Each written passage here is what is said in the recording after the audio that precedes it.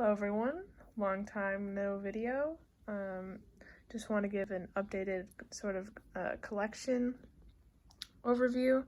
Apologize, there's a number of volumes not in shelves. I've kind of ran out of space, so I've just kind of put them here. Most likely this video will be in a couple parts, but I hope you enjoy. So first off, I have first volume of Mountain of Madness by H.P. Lovecraft. This is a high quality Dark Horse release. Haven't got a chance to read it yet, but it's currently 2 volumes. Then we have Paranormal Investigators, which is complete. This is actually an old light novel released by Tokyo Pop. Then we have Boogie Pop 1 and 2 light novels. The Other Side of the Mirror, volumes 1 and 2. Yona of the Dawn, volumes 1 and 2. There's around 23 volumes out so far, and I really enjoyed these first 2 volumes, so I definitely recommend checking that out if you have some interest in sort of adventure fantasy shoujo done really well. I have the Barnes & Noble hardcover edition of Hellsing Volume 1, which they didn't release any more of these in hardcover, so if you're looking for this series, you might want to wait for the Dark Horse Deluxe Edition hardcovers coming out later this year. Comey Can't Communicate Volume 1, Blood Blockade Battlefront Volume 1, Snow White with the Red Hair Volume 1, all new series that I have not got a chance to read yet. Then I have a Viz Manga sampler for 2019. You'll probably see a couple of these throughout this collection. I'm hoping to take some of these and maybe make some sort of collage with it maybe, but for now they're just kind of interspersed along here. Haganai, volumes 1 through 3, 5 centimeters per second omnibus released by Vertical, volumes 2 and 3 of Vampire Hunter D, the manga. There is the light novel as well, which I haven't had a chance to read. I also have volume 1 somewhere else in this collection here you'll see. Gangsta, volumes 1 and 2, Tokyo Ghoul, volumes 1 through 5, not complete. I believe there's around 14 volumes. Might pick up the box set once I get a chance to reread this series. Oku, volumes 1 through 3. This series is still ongoing. I haven't got a chance to read these 3 volumes yet, but I do like Fumi Yoshinaga's work, and you'll probably see a couple more series that I have later on in this video. Then we have My Monster Secrets, volumes 1 through 15 and 17. Currently need to pick up 16, and I believe we're almost done with the publication of this series. This is a harem comedy series. So far it's done quite well. I'm about 7 volumes in, and if you like sort of the comedic gag, it's basically a bunch of short stories with generally an overlying plot, but so far there's not like a ton of development yet, but pretty enjoyable so far. Then we have Miss Kobayashi's Dragon Maid, volumes 1, 2, 6 through 8. Really enjoyed the anime, hoping I will also enjoy the manga. Fair warning, the sort of spin-off series, at least Kana's Daily Life, this is a 4-coma, so while this is just a regular sort of setup series, so if you don't like 4-comas, you might not want to pick up the spin-off so much. Then we have Girls Last Tour, volumes 1 through 6 complete. I really enjoy the art of this series, and it just has this sort of, not really calming feel, but I guess it just does a good job of laying out sort of the background and leaving some breathing space and really getting to characterize the sort of world around. And I'm about 2 or 3 volumes in, and it's been really good so far, so I'm hoping it sticks the landing. Next we have Shirley, volume 1 by Kaoru Mori. Haven't had a chance to read this one, but it's sort of, again, sort of in the Victoria era, similar to the Emma series, also by Kaoru Mori. We did not get the 2nd volume that came out, so we've only had this one by CMX, who obviously went defunct, so not sure if we'll be getting more of this one, but sort of another work by her. Then we have The Story of Senkoku, volumes 1 through 9 complete. This is kind of a more obscure series. It feels like this is, again, an older shoujo series. Haven't had a chance to read this one yet. I recently just picked this up. Kind of harder to find. I heard the anime is pretty good. It is quite long though, so I'll let you guys know how the manga fares and see if it's worth picking up. So that's sort of this first area. I also have a Persona 5 art book. I'll probably do a separate art book video later on as part of the collection tour, but in case anyone was wondering what that is. So this is the first section, and then I will start with the other sections. All right, continuing along here. This is one of my first bookshelves here. I used to have these all alphabetized, but you'll see that probably goes by the wayside as we go along here. So I guess to continue along, I have the Ancient Mage's Bride, volumes 1 through 11, Merkmall, and supplements 1 and 2. Now, Merkmall is more of sort of character sketches, descriptions, that sort of thing. Well, the supplement kind of goes chapter by chapter, giving sort of more of a background of some of the lore of the series, which I find really interesting. Fantastic series. Some romance elements, which some might find problematic. It's not really the focus of the series, though. I think we see just more of the development of Chise finding sort of a will to live, and sort of her sort of development and her exploration of this fantasy world. Art is great. Just sort of a sampler here, at least in these preview panels. I definitely recommend checking out, and definitely recommend picking up these supplement volumes if you don't know a bunch about some of the background lore addressed in this series. And it just makes a good supplemental guide if you like the series. Next, I have Beautiful People, which is a compilation of short stories based on the looks, like people's looks, and approaching sort of the different elements of what makes someone beautiful. I really do like this release. We sort of get this sort of shiny cover by Tokyo Pop. A nice short story, or a nice sort of collection of a series. Might be worth picking up if you can find for a decent price. Next is Lucifer and the Biscuit Hammer, Omnibus 1, which covers volumes 1 to 2. Haven't had a chance to read this one. Heard it was wonderful. I have been enjoying the other work by this author, Spirit Circle, so might pick up the rest of this if I like this first omnibus.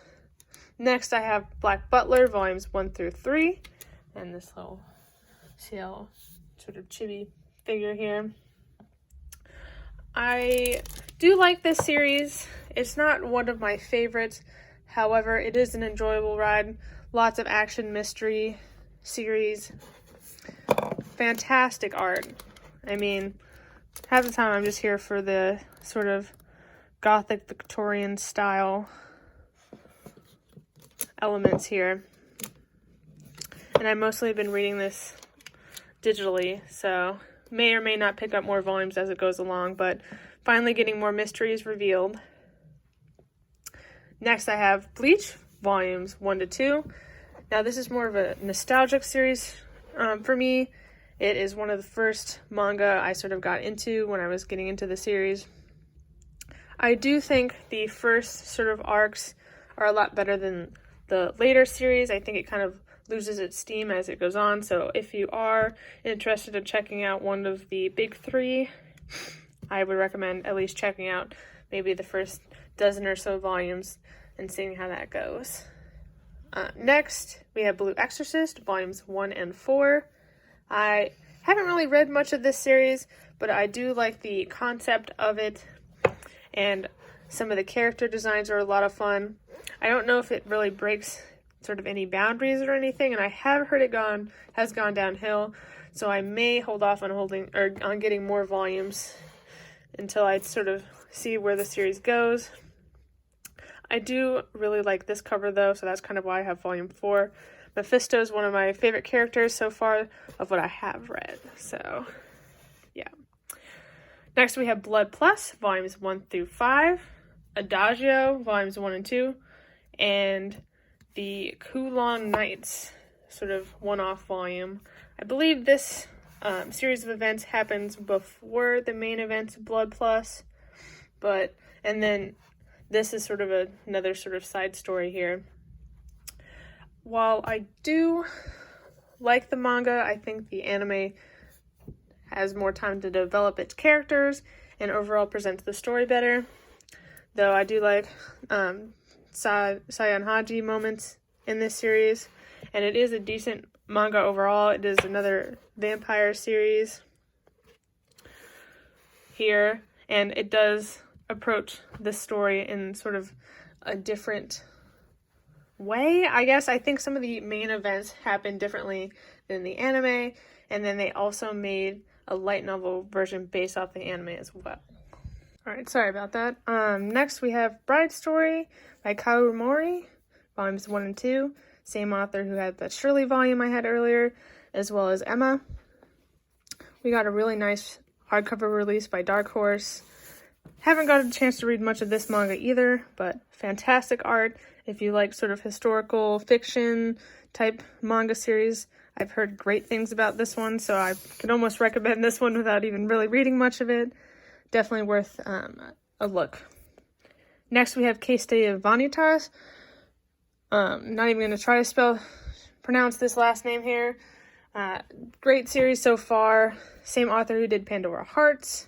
This one focuses around vampires and that sort of element in sort of an sort of steampunky setting in France, I believe. And we do get they're pretty thick volumes, I mean, comparatively to a lot of Yen Press series, but honestly, like, really great art here, similar to their other series. Comedic elements, but also does have a serious overlying plot. I do think this is sort of laid out, or I guess it does appear to be planned out similar to how Pandora's Hearts was, and it still holds up over 5 volumes. I might do another more in-depth review of this series, but as of right now, really solid. Definitely interested in sort of the other mystery elements and questions left in this series. We haven't really got a ton of answers, but we do get little snippets of things so far. So, all right, next I have An Invitation from a Crab by Pampanya. Really enjoyed this volume. I don't really pick up a ton of like one-shot sort of offbeat series, but this one was a treat. I really love the art style. You'll kind of we see a mixture of sort of almost looking like watercolor with our main character being more of just sort of sketch drawn on here. But this is a compilation of short stories following our young girl here, sort of exploring this mysterious world. Not really a lot of coherent things, but it definitely is an enjoyable read. So give it a look if you're kind of interested in that art style and maybe want something more offbeat. Next we have one of the few Japanese volumes I have, Liar Game. This is volume 1. This is a sort of thriller game type stuff.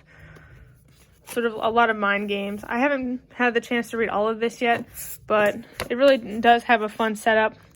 You're obviously rooting for our main character here as she sort of stumbles her way across all these high-risk gambling games.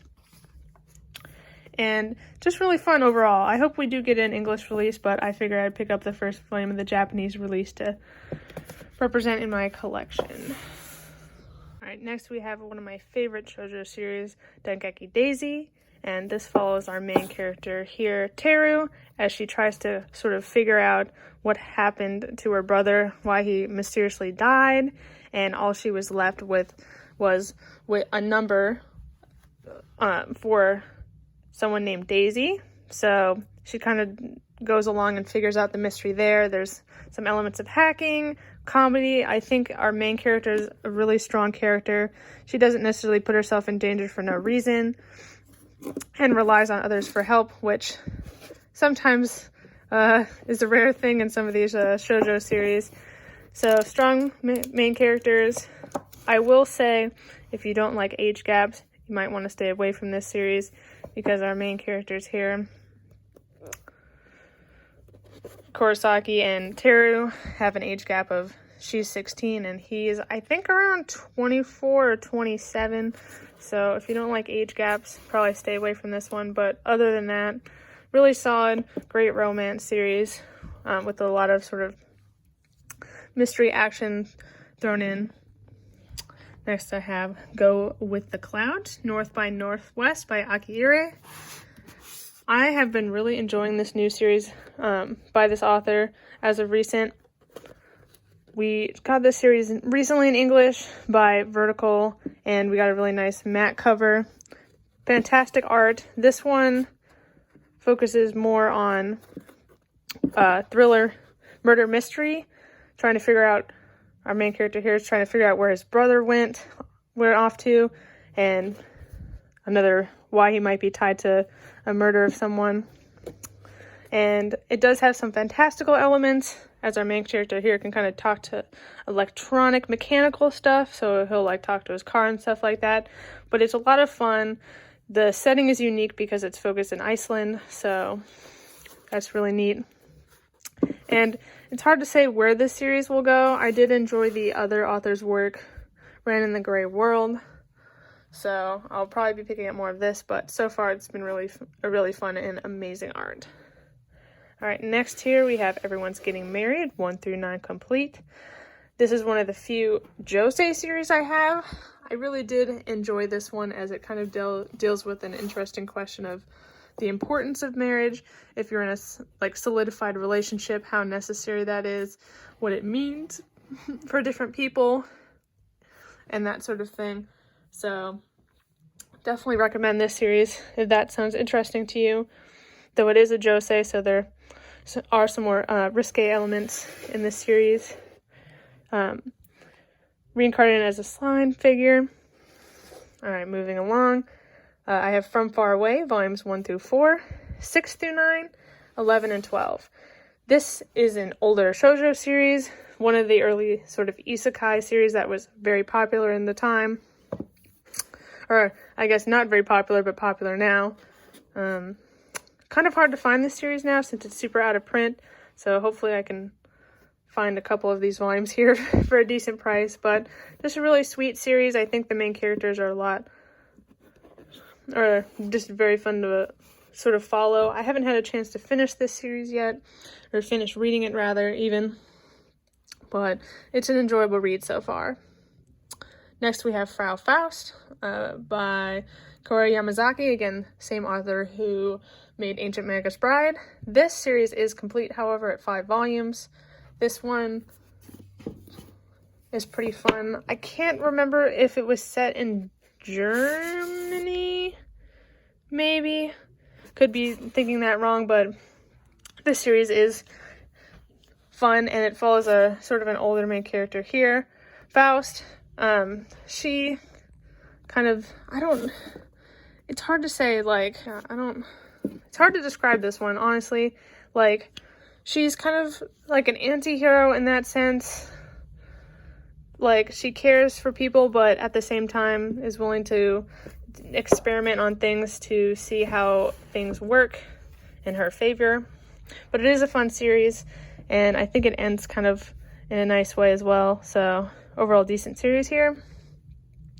Next we have The Girl from the Other Side, volumes 1 through 6, and then I have 7 and 8 up here. That is up to date.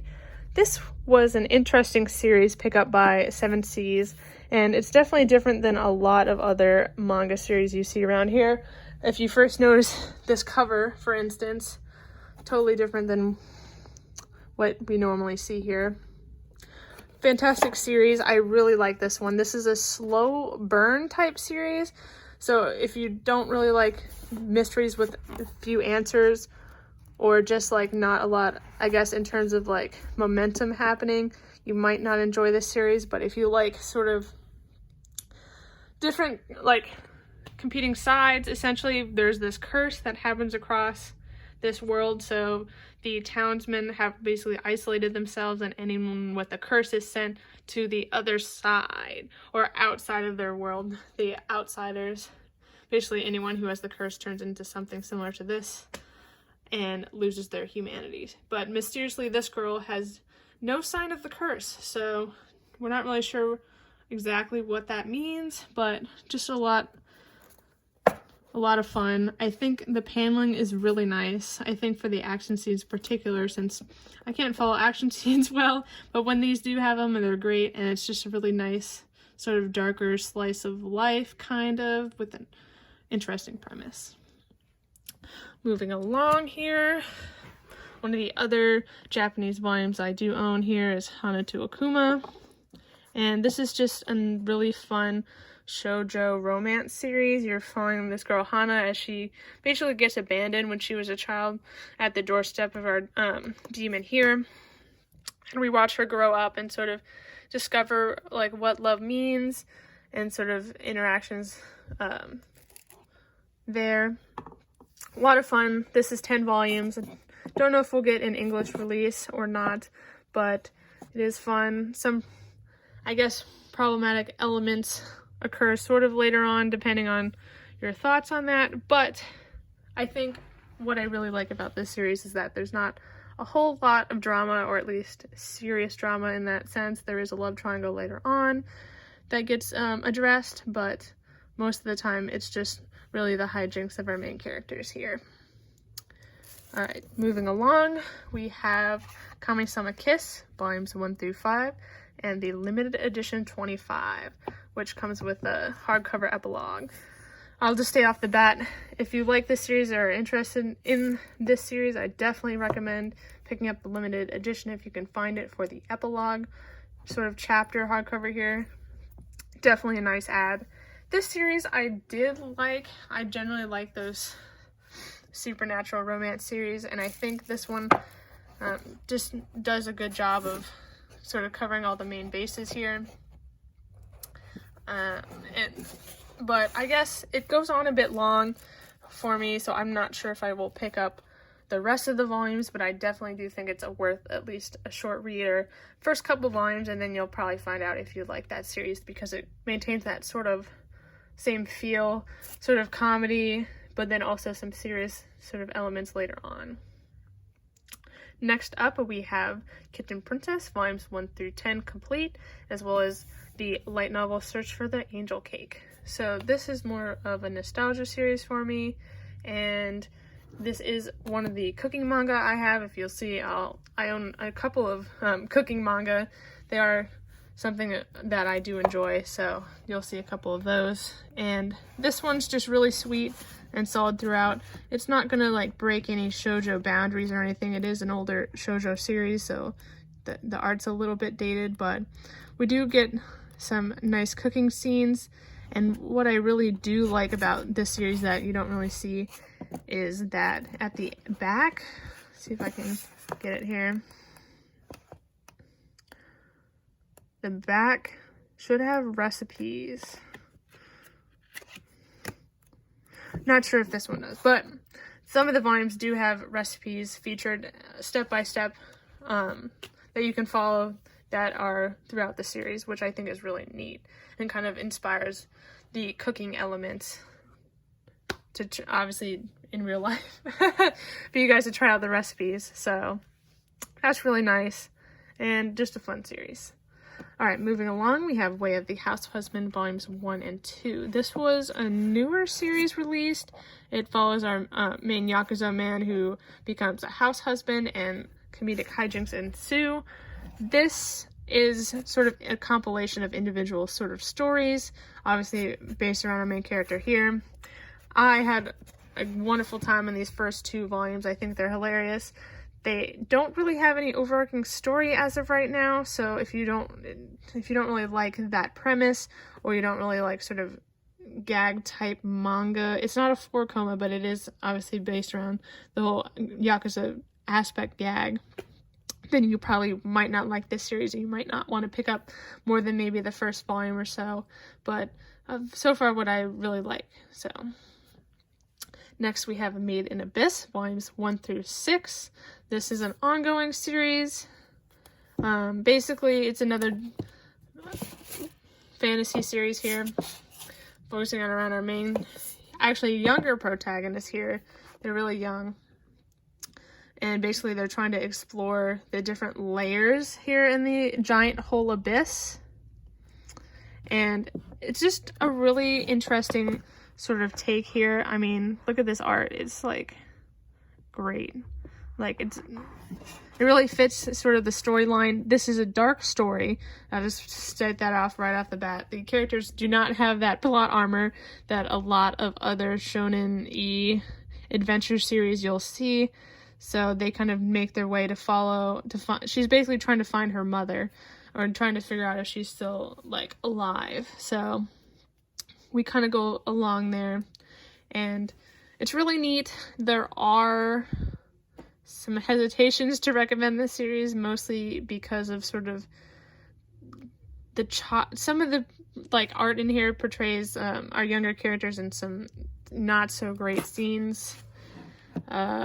Yeah, so might recommend the anime over this manga, or check out the manga after the anime, as the anime doesn't have these problems. But aside from that issue, it's a great series.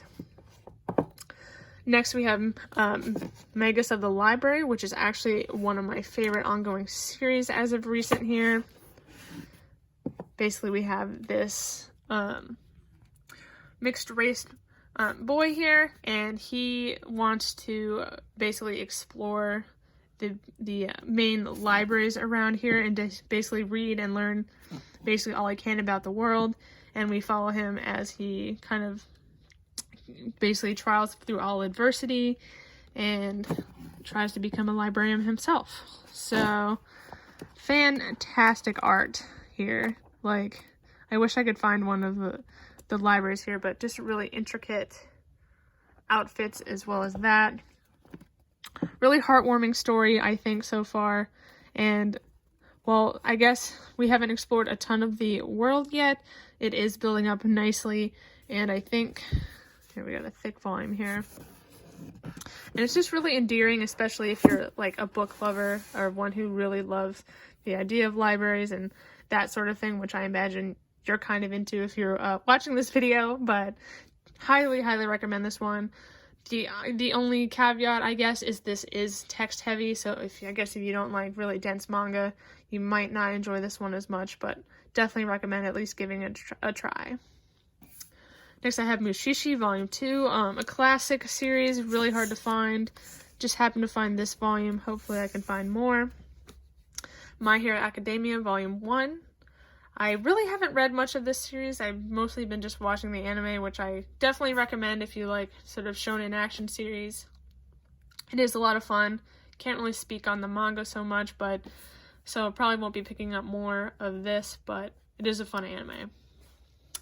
Next we have Nightmare Inspector, Volumes 1 through 9 complete. If you haven't already, I guess you can check out one of my older videos kind of explaining my thoughts on this series. I think it's a really interesting sort of mystery series, sort of following different sort of, I don't know, it's sort of like that wish shop element in the sense that each sort of chapter, a couple of chapters, we explore someone else's dreamscape mind, twisted mind, and the story that goes along with that. While there is an overarching plot, not wonderful, doesn't really, I don't know, it just ends up really convoluted at the end, but it is fun for the sort of visual interpretation of the characters' warped minds that enter the sort of shop element. So, yeah, definitely recommend checking it out, maybe testing the first volume or two if you like those wish shop type stories. Otherwise, you might want to steer clear of this one. Next up, I have Noragami, 1 through 5, and then down here, 6 through 21, and then the short stories volume here. And this is a fantastic series. I really love Noragami. Super solid. It was on hiatus for a long time, so it was harder to recommend, but it is back now. And we just get these wonderful watercolor covers. But basically we follow Yato and his basically goal of becoming a main god, I guess, and building up his wealth. And basically exploring different elements with that, basically what it means to live, wills to live, the importance, I guess, of sort of gods in this. We see a lot of exploration of different ones there and that sort of thing. Amazing artwork, like really, really amazing, and just really heartwarming series of our 3 main characters here. So highly recommend checking out this series if you get a chance. Alright, next up, I guess I'll do these up here in front. I have Vampire Knight Memories, volumes 1 through 3. And this is the sequel series to Vampire Knight, so don't read this one if you haven't read the original, but pretty fun series. Not sure I like it. I mean, I guess it's more of the same in terms of the original series. We just get more sort of the in-between, what happens between the big time sort of skip at the end of Vampire Knight, but maybe consider getting it if you like the original. Then I have Nicola traveling around the demon's world. Super sweet series here. Pretty much good for anyone to read. Right here, this girl stumbles along the demon's world, and basically this main guy is trying to keep her out of trouble, and while she's kind of just having a good time. What's kind of neat about this release, it's sort of, the art's more sort of sketchy, aesthetic, I guess, and it's printed on brown paper, or brown ink, so that's kind of an interesting feature of this one. Recommend checking that out if you just like sort of sweet adventure series. And then I have Blank Canvas, my so-called artist journey. This, I believe, is biography of our author here, sort of their journey in becoming a mangaka. Haven't had a chance to read this one yet, but it's super acclaimed. I think there's around 7 volumes, so it's not super long. So definitely an interesting series here to see. I'm curious to see how it will be when I actually do have a chance to read it. Alright, and then I have volumes 1 through 10 complete of Pet Shop of Horrors.